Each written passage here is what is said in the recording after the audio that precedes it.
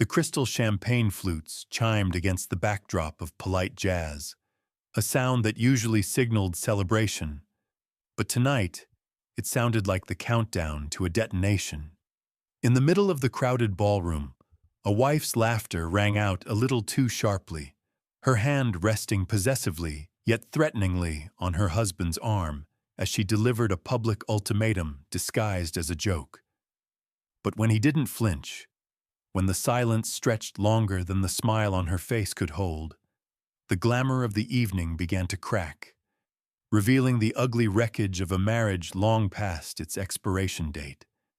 If you find yourself drawn to the quiet devastation of relationships unraveling behind closed doors, stay with me as we peel back the layers of this story. The ambient noise of the Metropolitan Museum of Art's Temple of Dender had settled into a dull, expensive roar. It was the kind of noise that cost $5,000 a plate. The clinking of heavy silver against bone china, the rustle of silk gowns, and the hum of conversations that meant less than the air they occupied.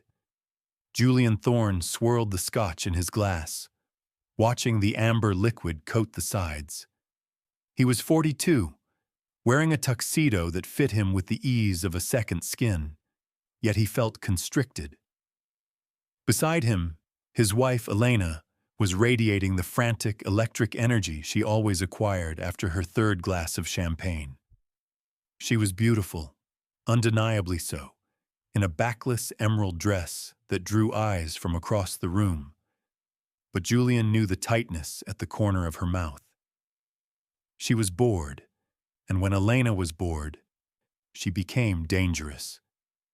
"You're brooding again, darling," Elena said, her voice pitched just loud enough to carry to the couple standing opposite them. The Vanderwalls, influential donors to Julian's firm. "It's terrible for your wrinkles." Robert Vanderwall chuckled nervously. "Architects are deep thinkers, Elena. Leave the poor man alone." "Oh, I leave him alone plenty," Elena laughed, stepping closer to Julian, her fingers trailing up his lapel.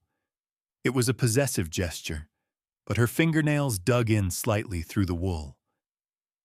"Sometimes I think he prefers the blueprints to me. Don't you, Jules?" Julian took a slow sip of his drink. He felt the exhaustion in his marrow, a heavy sediment accumulated over 10 years of marriage. "I'm just listening, Elena." "Listening, but not hearing," she corrected, turning her charm back to the group. The circle had grown. A few associates from the gallery and a young, hungry-looking artist named Lucas had joined. Elena thrived on an audience. She needed their gaze to feel real. "Honestly, sometimes I look at him and wonder if he'd even notice if I disappeared." The air in the circle shifted. It was an awkward joke, one that required a loving rebuttal from the husband. "Of course I'd notice. I'd be lost without you." That was the script. Julian didn't read his line. He merely looked at her, his eyes dark and unreadable. Elena's smile faltered for a fraction of a second, stung by his silence. She needed a reaction. She needed to prove she still held the reins. She tossed her head back, her laughter brittle. "I'm serious. The way he ignores me. I told him on the way over. I might just leave him right now. Walk right out that door and never come back to that mausoleum of an apartment." She looked around the circle, eyes gleaming, waiting for the shock, the reassurance, the drama. "Wouldn't that be a twist, Robert, if I just left?" The silence that followed was thick. The guests smiled uncomfortably, waiting for Julian to defuse the bomb. Julian set his glass down on a passing waiter's tray. The crystal made a sharp click. He turned to face his wife fully. He didn't look angry. He didn't look hurt. He looked like a man who had finally set down a heavy load he hadn't realized he was carrying. He looked her dead in the eye. "Then do it." The words were spoken softly, with zero inflection, but they cut through the chatter like a razor. Elena's smile froze. It didn't fade naturally. It simply stuck there. A grotesque mask of gaiety that no longer matched her eyes. Her pupils contracted. "Excuse me?" "You said you might leave," Julian said, his voice steady, carrying a terrifying calmness. He checked his watch, a Patek Philippe she had bought him for their 5th anniversary, as if checking a train schedule. "If you want to leave, Elena, then do it. Go ahead." He wasn't playing. That was the horror that dawned on the faces of the Vanderwalls and the young artist. This wasn't banter. This was a door closing. Elena laughed again, but it was a breathless, strangled sound. "Jules, don't be morose. I'm clearly joking." "I'm not," Julian said.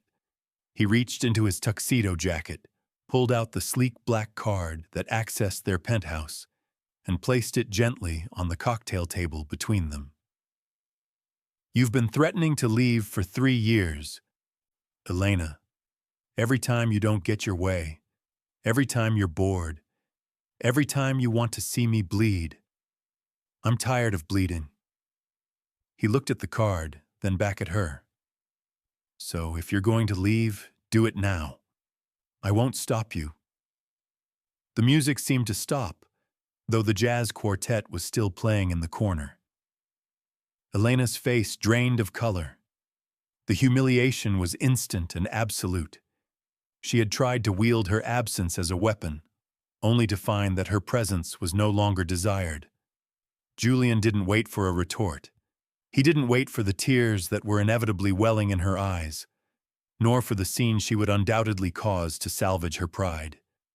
He simply nodded to Robert Vanderwall, turned on his heel, and walked toward the exit.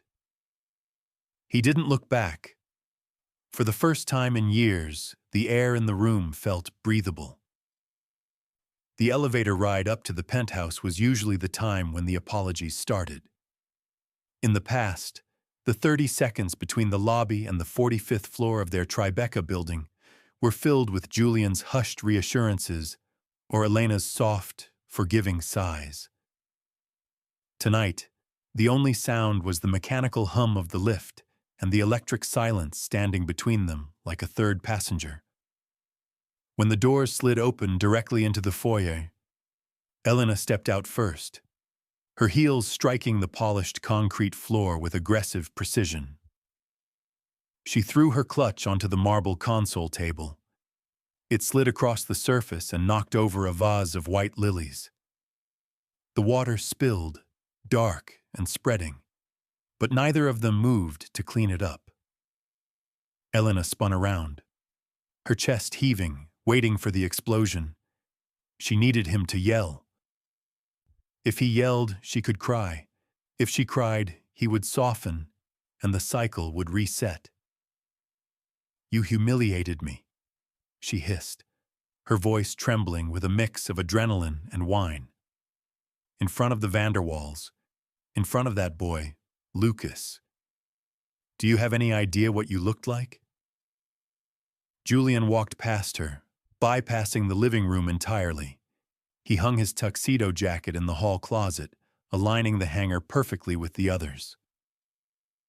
"I looked like a husband listening to his wife," he said. His voice was devoid of friction, smooth and cold. "You looked like a sociopath." Elena followed him, the train of her emerald dress sweeping the floor. "I was making a joke, Julian.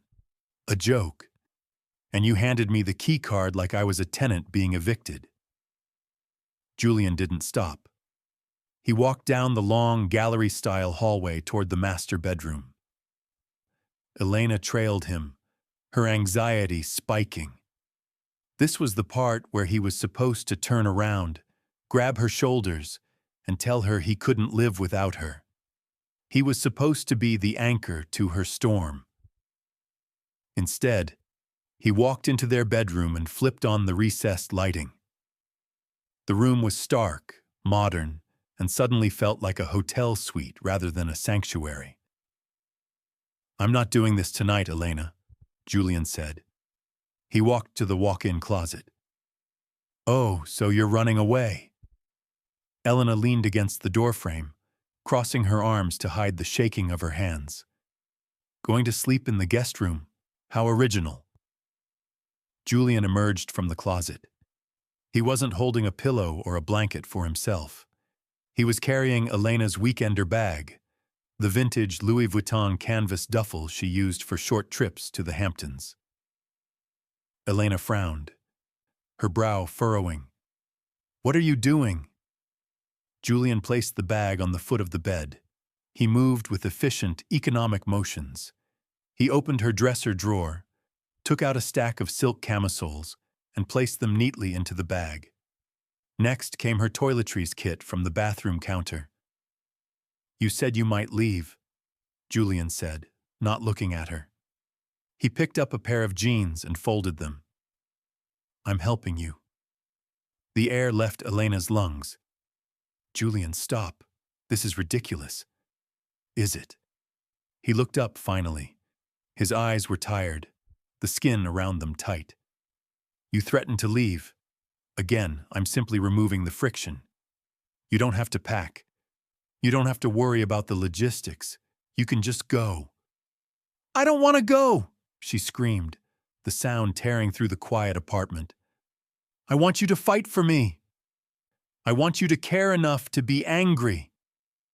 Julian zipped the bag shut. The sound was final, like a body bag being closed. He set it on the floor and stood up, looking at her with an expression that was worse than hatred. It was pity. That's the problem, Elena, he said softly. I'm not angry anymore. I'm just exhausted. He walked past her, out of the bedroom, leaving the bag sitting alone on the expensive rug. Where are you going? She whispered, her voice small now. The guest room, Julian called back from the hallway, not breaking stride. You can take the master tonight, but take the bag with you when you leave in the morning. Elena stood alone in the center of the room, the silence of the apartment rushing back in to crush her. For the first time, she realized she hadn't just threatened the marriage. She had killed it, and she was currently staring at the corpse. By noon the next day, Elena had already drafted the script for her life's latest crisis.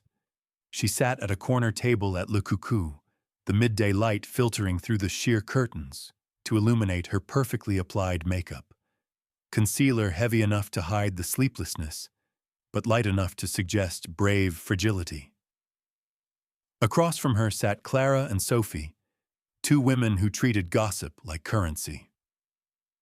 It's just a phase, Elena said, touching a napkin to the corner of her dry eye. Julian has been under immense pressure with the Hudson Yards project. I think he just snapped. Last night was a cry for help, really. Clara nodded sympathetically, though her eyes were sharp with curiosity. But to pack your bag, Elena, that seems so calculated. It's his way of pushing me away before I can hurt him, Elena lied, taking a sip of sparkling water. She had convinced herself of this narrative somewhere around 4 a.m. Julian wasn't leaving her. He was testing her. It was a dark, twisted, romantic game. He needs space. I'm going to give him a few days to cool off, stay at the hotel, let him realize how empty that apartment is without me. She signaled for the check, needing to cement her role as the benevolent, long-suffering wife who was still in control. When the leather folder arrived, she didn't even look at the total.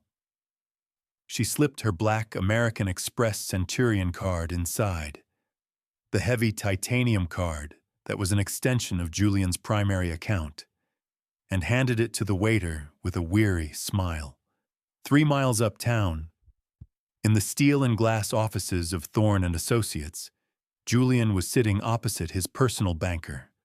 There was no drama in the room, only the shuffling of papers. "You're sure about this, Mr. Thorne?" the banker asked, hesitating over the keyboard. Freezing the joint assets usually triggers significant disruption. Mrs. Thorne is currently an authorized user on all major lines. Julian looked out the window at the skyline he helped build. He didn't feel the vindictive thrill he thought he might. He just felt the cold necessity of it. She stated she wanted to leave, David. I am simply ensuring our finances reflect our current separation. Please freeze the joint accounts and remove authorization from the secondary cards. Effective immediately. Done, the banker said, hitting the enter key. Back at the restaurant, the waiter returned. He approached the table with a slowness that made Elena's stomach turn. He wasn't holding the leather folder open. He was holding it closed against his chest, leaning in discreetly. "Ma'am," he whispered, his voice apologetic. The card was declined. Elena laughed, a short, incredulous sound. "That's impossible. Try it again. The chip is probably faulty." "We tried it 3 times, ma'am. The terminal says card not authorized." "Do you have another form of payment?" The silence at the table was deafening. Clara and Sophie exchanged a glance, a micro-expression of pity mixed with delight. The facade Elena had spent the last hour constructing began to crumble. A wife whose husband was merely stressed didn't get her credit cards cut off over lunch. Elena's hand shook as she reached into her purse for her backup card, a visa she kept for emergencies. She handed it over, her face burning. "I'll call the bank," she muttered to her friends, forcing a smile that felt like it was cracking the skin. Fraud protection. You know how overzealous they get when you buy big-ticket items. But when she pulled out her phone and logged into the mobile banking app, the truth stared back at her in red text. Access denied. Contact primary account holder. It wasn't a glitch. It wasn't a mistake. It was a message. Julian wasn't playing a game. He wasn't waiting for her to come home and comfort him. He was systematically deleting her from the infrastructure of his life. For the first time, the reality of her situation hit her not as a social inconvenience, but as a survival threat. She was sitting in a $300 lunch, wearing a $2,000 dress, with zero access to the wealth that sustained it all. She looked up at Clara and Sophie, who were watching her with the predatory stillness of wildlife observers. "Is everything okay, Elena?" Sophie asked, her voice dripping with faux concern. Elena shoved her phone into her bag, the screen turning black. "Fine," Elena lied, her voice brittle. "Everything is perfectly fine." The loft was quiet, but it wasn't peaceful. It was the heavy, pressurized silence of a submarine too deep underwater. It was 3 a.m. Julian lay awake in the guest room, the sheets tangled around his legs. The darkness of the room felt familiar. It was the same darkness he had inhabited for 3 years. Ever since the October afternoon that had cleaved his life into before and after. He reached for his phone on the nightstand. The screen's artificial glow illuminated his tired face. He didn't open his email or the news. He opened a message thread with Nora, the landscape architect at his firm. Nora wasn't beautiful in the way Elena was. She was quiet, observant, and possessed a stillness that Julian found himself craving like oxygen. "It's the 14th, he typed, his thumb hovering over the send button before pressing it. The response came back almost instantly, as if she too were keeping a vigil. "I know. I've been thinking about you. Have you told her?" Julian looked at the door, separating him from the rest of the apartment. "No. She doesn't talk about things that aren't perfect. We erased it, remember?" He set the phone down, his chest tightening. The memory washed over him. The sterile hospital room, the doctor's low voice, and Elena's immediate, terrifying pivot to damage control. She hadn't cried. She had asked when she could get back to the gym. She had treated the miscarriage not as a death, but as a biological error to be corrected and forgotten. She had refused to name the child. She had refused to grieve. And in her refusal, she had left Julian to mourn alone in a house full of people. In the living room, Elena was not mourning. She was hunting. She sat on the sprawling Italian sofa, the glow of the household iPad reflecting in her eyes. She had spent the last hour trying to bypass the security questions on their joint brokerage account, her frustration mounting with every access denied notification. She needed to know how much money he had moved. She needed leverage. Suddenly, a banner notification slid down from the top of the iPad screen. Messages, Julian. Nora. You don't have to carry it alone, Julian. I'm here. Elena's breath hitched. Her finger hovered over the banner. She shouldn't click it. But the humiliation of the credit card was still burning her skin, and this was the ammunition she had been waiting for. She tapped the notification. The iMessage interface split the screen. It wasn't just one message. It was months of them. She scrolled up, her heart hammering against her ribs. She was looking for sexts. She was looking for hotel room numbers, dirty jokes, the smoking gun of a physical affair that would make her the sympathetic victim in the divorce court of public opinion. But she didn't find sex. She found something far more dangerous. The house feels empty even when she's here, Julian had written 2 weeks ago. I miss who we were, he wrote a month prior. You're the only one who listens without interrupting, he wrote last Tuesday. Elena read the messages, her eyes narrowing. She didn't see the grief. She didn't see the mention of the date, the 14th, or realize its significance. She had buried that memory so deep under layers of socialite armor that it no longer registered. What she saw was another woman comforting her husband. She saw emotional intimacy that she had been denied, or rather, that she had stopped earning. Nora, she whispered the name, tasting the venom of it. She knew Nora, the quiet woman in the structured blazers who always looked at Julian with those big, empathetic eyes. Elena took a screenshot, then another. She felt a rush of vindication. Julian wasn't the noble, exhausted husband leaving a toxic marriage. He was a cheater. He was a liar. The narrative shifted in her mind, locking into place with a satisfying click. She wasn't the villain anymore. She stood up, clutching the iPad to her chest. She walked down the hallway toward the guest room door. She didn't knock. She didn't shout. She simply stood outside, listening to the silence on the other side, armed with the knowledge that she could now destroy him. Inside the room, Julian closed his eyes, finally drifting off, unaware that the ghost he was mourning had just been weaponized against him. The drive to Sag Harbor usually took 3 hours, but Elena had made it in 2.5, fueled by a manic energy that she mistook for liberation. The house, a sprawling, cedar-shingled modernist structure overlooking the Peconic Bay, was supposed to be their sanctuary.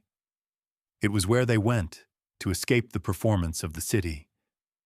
By bringing Lucas here, she knew she was desecrating hallowed ground. That was the point. It was late afternoon when the gravel in the driveway crunched under the tires of Julian's Range Rover. Inside the living room, Elena straightened her posture. She was barefoot, wearing one of Julian's old oversized linen shirts over a bikini, holding a glass of Pinot Grigio. Lucas, the young artist from the gallery, sat uncomfortably on the edge of the white cloud sofa. He looked out of place among the minimalist furniture, like a prop brought onto the wrong stage set. He had thought this was a romantic getaway. He was slowly realizing he was a pawn in a war he didn't understand. "He's here," Elena said, her voice dropping to a sultry whisper. She took a sip of wine, her heart hammering. She had tracked Julian's car via the security app. She knew he had seen the notification that the alarm was disarmed. She knew he had seen the blurry security cam footage of Lucas entering with her. She expected him to storm in. She expected shouting, maybe even a scuffle. She wanted him to throw Lucas out. She wanted the violence of his passion. The front door opened. Julian walked in.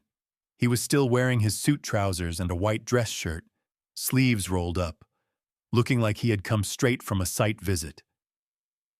He didn't slam the door. He didn't look at the ocean view. He walked into the living room and stopped 10 feet away from them. Elena stood up, tilting her chin defiantly. "I didn't think you'd come," she said, waiting for the accusation. "How could you bring him here? This is our place." Julian didn't look at her. He didn't look at her legs, bare beneath his shirt. He didn't even look at Lucas, who was now standing up, looking terrified and muttering a soft, "Hey man, look, I didn't know."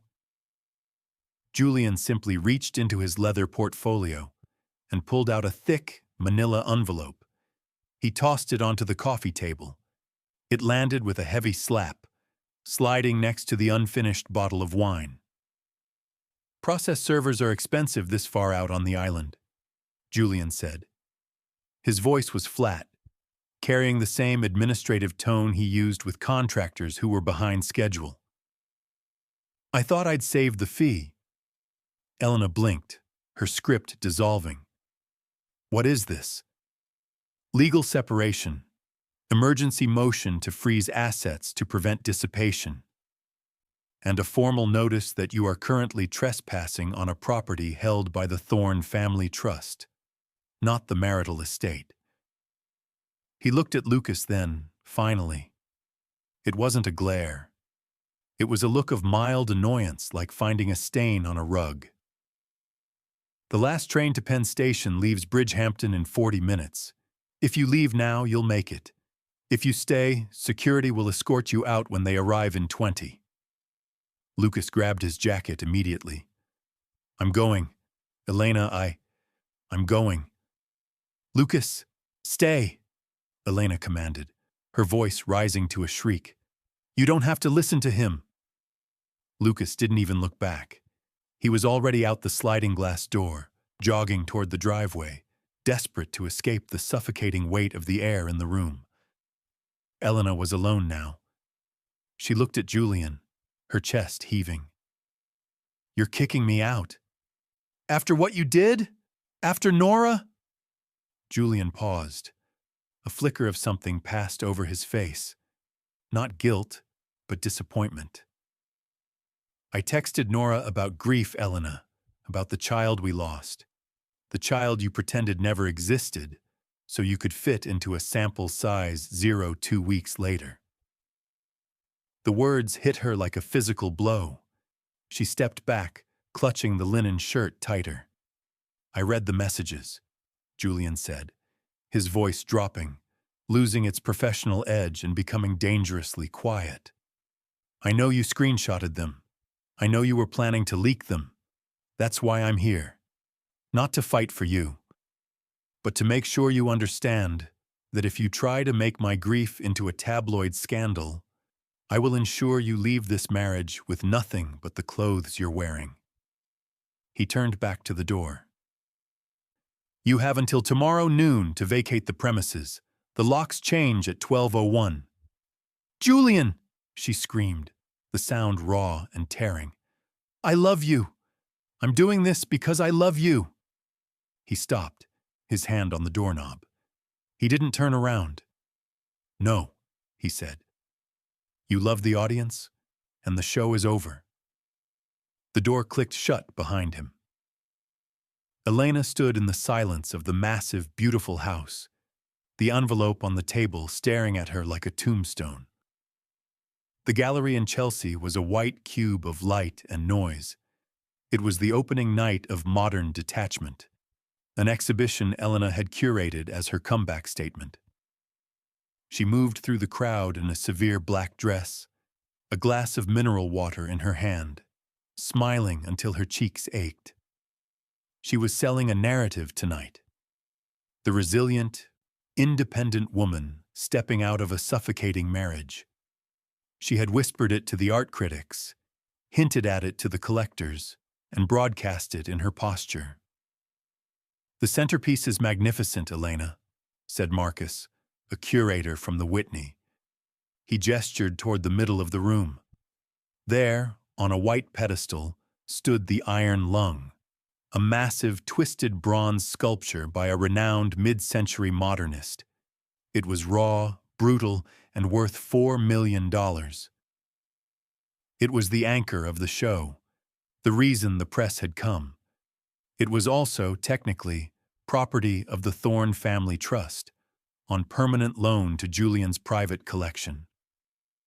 Elena had borrowed it from their apartment 3 months ago, assuming Julian wouldn't notice or wouldn't care. "It represents the weight of silence," Elena said, reciting her press release. "The things we carry that stop us from breathing," the crowd murmured appreciatively. Elena felt a flush of triumph. She didn't need Julian. She had taste. She had influence. She had... The heavy glass doors at the front of the gallery opened. The chatter in the room didn't stop immediately, but it rippled and died down in waves, starting from the entrance. Julian walked in. He wasn't alone. He was flanked by 2 men in gray work uniforms and a woman holding a clipboard. He wasn't wearing a tuxedo tonight. He was in a dark charcoal suit, looking every inch the corporate executioner. Elena's heart stopped. She excused herself from Marcus and walked toward him, her heels clicking rapidly on the concrete floor. She had to intercept him. She had to keep this quiet. "Julian," she said, her voice tight, forcing a smile for the onlookers. "I didn't think you followed contemporary art." "I don't," Julian said. He didn't lower his voice. He didn't look at her with anger or sadness or even recognition. He looked through her, toward the sculpture. "I'm here for the bronze." "You can't be serious," Elena hissed, stepping closer, invading his personal space to keep their conversation private. "This is my opening? You can't take it now? Wait until the show closes." "The loan agreement was with the Thorne Trust," Julian said, his voice calm and carrying clearly over the hushed room. "It was voided yesterday when the separation papers were filed. You have unauthorized possession of trust assets." He nodded to the woman with the clipboard, who signaled the 2 men. "No." Elena grabbed Julian's arm. The contact was electric, but cold. "Julian, please, everyone is watching." "Don't do this to me. Just let it stay for tonight." Julian looked down at her hand on his sleeve. He gently but firmly removed it. "You wanted to be independent, Elena," he said. "Independence means using your own assets." The movers approached the pedestal. The room was deadly silent now. The clinking of glasses had stopped. The gossip had stopped. 300 of New York's cultural elite were watching the physical dismantling of Elena's facade. They lifted the Iron Lung with practiced ease. The bronze scraped slightly against the pedestal, a harsh, grinding sound that made Elena flinch. As they carried the massive sculpture toward the exit, a gaping empty space was left in the center of the room. The spotlight that had been illuminating the art now shone on nothing but the scuffed white floor and dust motes dancing in the air. Elena stood alone in that spotlight. She looked around the room. She saw the pity in Marcus's eyes. She saw the gleam of delight in the eyes of her rivals. She saw the phones coming out, recording the aftermath. Julian didn't stay to gloat. He turned and followed his property out the door. The gallery was still full, but Elena felt the temperature in the room drop 20 degrees. The narrative she had spun, of the powerful woman outgrowing her husband, had been shattered. Everyone saw the truth. She was a tenant who had been evicted. She turned to Marcus, her lips trembling, trying to find a word, a joke, anything to fill the void. But Marcus was already checking his watch, his body angled toward the exit. "A bold performance piece," someone whispered near the bar, followed by a cruel, stifled laugh. Elena stared at the empty pedestal. It wasn't just a piece of art that was gone. It was her shield. The Mercer Hotel was only 10 blocks from the gallery, but the walk felt like a pilgrimage through a war zone. Elena had checked into a suite she couldn't afford, using the last credit card that hadn't been declined yet. She sat on the edge of the bed, the room service tray untouched, staring at her phone. She called Lucas. He was her backup plan, the flattering mirror she used to reassure herself that she was still young, still vital. "Elena?" His voice was loud, background noise filtering through, laughter, glasses clinking. He was at the after-party. Her after-party. The one she was too humiliated to attend. "Lucas, I'm at the Mercer," she said, her voice thick. "Come over. I don't want to be alone." There was a pause, heavy and telling. "Look, Elena, tonight got weird. People are talking. Marcus said the trust pulls funding for anyone associated with the disputed assets." "So?"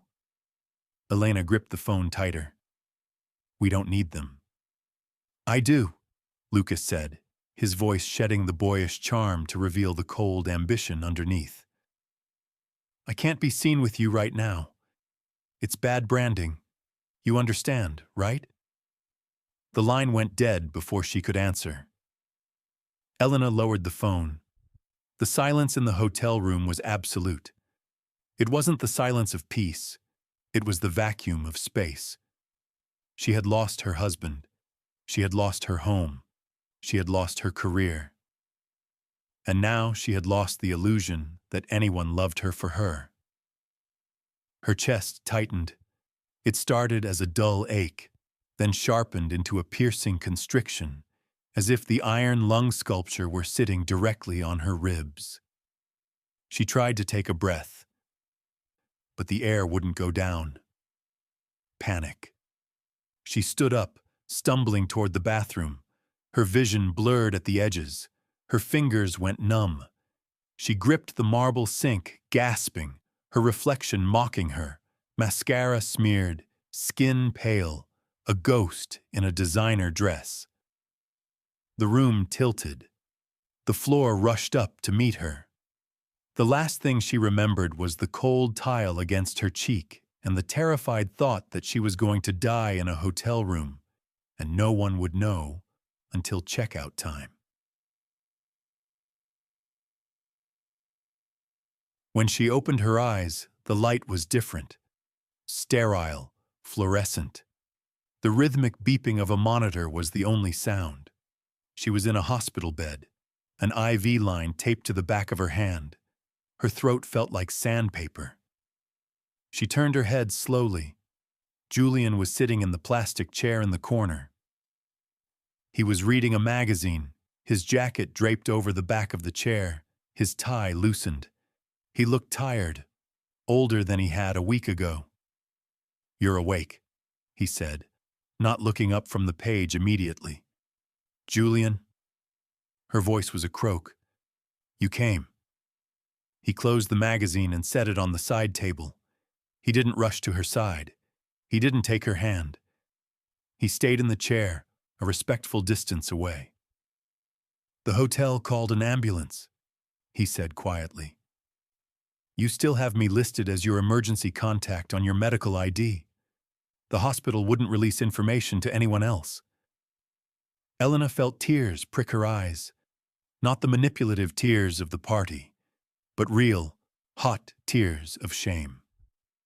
I thought I was dying. Panic attack, Julian said. Severe dehydration and exhaustion. The doctor said you need rest. Real rest, Elena. Not a spa weekend. Lucas didn't come, she whispered, the admission tasting like ash. I know, Julian said. There was no mockery in his voice, only a sad resignation. People like Lucas only stay when the sun is shining. It's raining now. He stood up and checked his watch. I've arranged for the bill to be sent to my office, and I called your sister in Connecticut. She's on her way to pick you up. She thinks you should stay with her for a while. Elena looked at him, panic rising again. You're leaving? I have to, Julian said. He looked at her, and for a second the mask slipped. She saw the ghost of the man who had once loved her, standing behind the wall of scar tissue she had created. I can't be the one to fix this, Elena. I'm the one you broke. He walked to the door, pausing briefly. Take care of yourself. I mean that. Then he was gone, leaving her safe, alive, and completely alone. 6 months later, the Tribeca loft echoed. It was a specific kind of acoustic property belonging only to empty spaces. The way a footstep on hardwood sounded sharp, lonely, and final. Julian stood in the center of the living room. The furniture was gone. The Italian sofa, the curated bookshelves, the pedestal where the iron lung had once stood. All of it had been auctioned or moved. The walls were painted a fresh, neutral white, erasing the scuff marks of their decade-long residence. The realtor, a brisk woman named Sarah, waited by the door, tapping her phone. The buyers are excited, she said, filling the silence. They're a young couple, tech money, they love the light. The light is good, Julian agreed. He placed the set of keys on the kitchen island. They made a metallic clatter that seemed too loud. He didn't feel the pang of nostalgia he expected. He felt lighter, as if gravity had slightly released its hold on him. I'm ready, he said. He walked out of the apartment, down the hallway, and into the elevator without looking back. 20 minutes later, he sat at a small corner table in a coffee shop on Hudson Street. It was November, and the city was gray, the wind stripping the last leaves from the ginkgo trees. The bell above the door chimed. Elena walked in. She looked different. The severe architectural bob was gone, replaced by a softer cut that grazed her shoulders. She wasn't wearing the armor of a high society wife, no 6-inch heels, no statement jewelry. She wore a camel trench coat and flat boots. She looked tired, perhaps, but she also looked human. She spotted him and hesitated, then approached the table. Julian, she said. Elena. He gestured to the chair opposite him. Coffee? Black, please, he ordered for her. They sat in silence for a moment, the steam rising from their cups between them. It was strange to sit across from a woman whose breathing patterns he knew by heart, yet feel like he was meeting a distant cousin. The closing is done, Julian said, sliding a thin envelope across the table. The funds have been wired to your trust account. It's over. Elena placed her hand on the envelope but didn't open it. Connecticut is, quiet, she said, looking out the window. My sister has a garden. I've been helping her with it. I have dirt under my fingernails, Jules. Can you imagine? It sounds peaceful, he said honestly. It is. She looked back at him. Her eyes were clear, the frantic hunger that had defined her for years, finally satiated by the reality of loss. I hated you for a while, you know. For the party, for the gallery. I know, Julian said. But you were right, she continued, her voice soft. I was leaving you every day. I just didn't have the courage to walk out the door. I wanted you to kick me out so I could be the victim. Julian took a sip of his coffee. The bitterness was grounding. We both played our parts, Elena. I checked out long before you started threatening to leave. I left you alone in that house. We were a beautiful disaster. She offered a small, sad smile. We were just a disaster, he corrected gently. But we're not anymore. They finished their coffee in a comfortable silence.